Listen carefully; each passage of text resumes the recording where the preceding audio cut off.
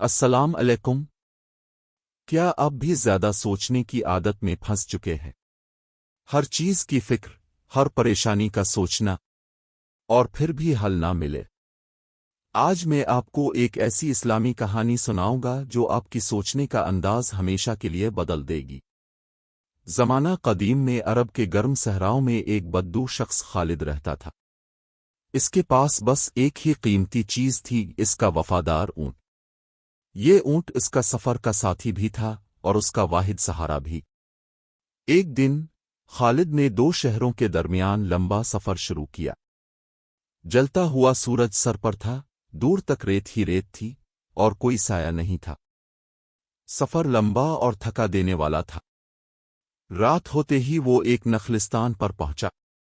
ٹھنڈے پانی نے اسے سکون دیا، ہلکی ہوا نے تھکاوٹ کم کی۔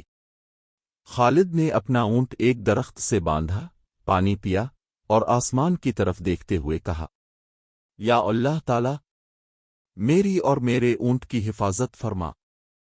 لیکن اسے معلوم نہیں تھا کہ اس کی سب سے بڑی آزمائش شروع ہونے والی ہے۔ صبح کی روشنی پھیلتے ہی خالد نیند سے جاگا۔ اس نے ہاتھ پھیلائے اور اونٹ کی رسی کھولنے کے لیے مڑا، لیکن اونٹ غائب تھا۔ اس کا دل زور زور سے دھڑکنے لگا۔ اس نے چاروں طرف دیکھا، لیکن صحرا میں کچھ بھی نظر نہ آیا۔ میرا اونٹ کہاں گیا؟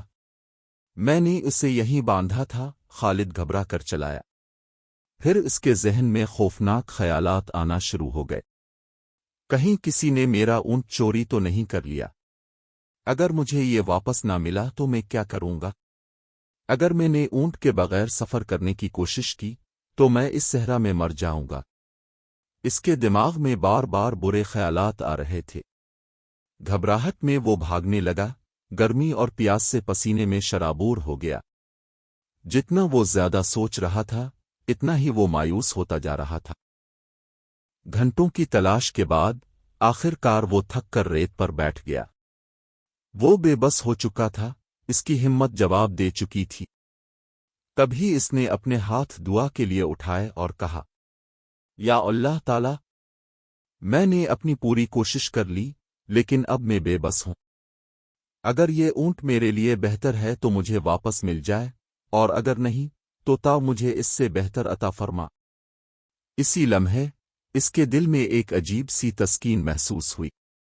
وہ سمجھ گیا کہ زیادہ سوچنے سے اس کا اونٹ واپس نہیں آیا۔ پریشان ہونے سے کچھ بھی حاصل نہیں ہوا۔ اصل حل ہمیشہ اللہ کے ہاتھ میں ہے۔ اس نے گہری سانس لی اور اللہ پر بھروسہ کرنے کا فیصلہ کر لیا۔ جیسے ہی اس نے دعا ختم کی، اچانک ایک جانی پہچانی آواز آئی۔ وہ اونٹ کی آواز تھی۔ وہ پیچھے مڑا، اور وہاں ریت کے ٹیلے کے پیچھے سے اس کا اونٹ چلتا ہوا واپس آ رہا تھا۔ خالد کی آنکھوں میں آنسو آ گئے۔ اس نے اونٹ کو گلے لگایا اور مسکرا دیا۔ اب وہ جان چکا تھا پریشانی نے اس کا اونٹ واپس نہیں کیا، لیکن اللہ پر بھروسہ کرنے سے سب کچھ ٹھیک ہو گیا۔ وہ اپنے اونٹ پر سوار ہو کر سکون کے ساتھ روانہ ہو گیا، اور اسے نبی کریم کی وہ حدیث یاد آئی، اپنے اونٹ کو باندھو اور پھر اللہ پر بھروسہ کرو۔ ترمذی۔ سبق: ہم اس کہانی سے کیا سیکھ سکتے ہیں؟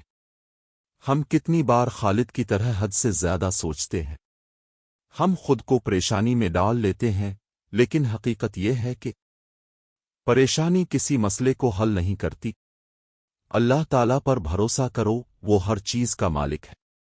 اپنا کام کرو اور محنت کرو، لیکن زیادہ نہ سوچو۔ یہ طاقتور دعا پڑھو، حسبنا اللہ ونعم الوکیل۔ ہمیں اللہ کافی ہے اور وہ بہترین کارساز ہے۔ اگر آپ نے کبھی زیادہ سوچنے کی وجہ سے پریشانی محسوس کی ہے تو کمنٹس میں لکھی، میں اللہ تعالیٰ پر بھروسہ کرتا ہوں، اور اگر یہ کہانی آپ کو اچھی لگی تو لائک، شیئر اور سبسکرائب ضرور کریں۔ جزاکم اللہ خیر۔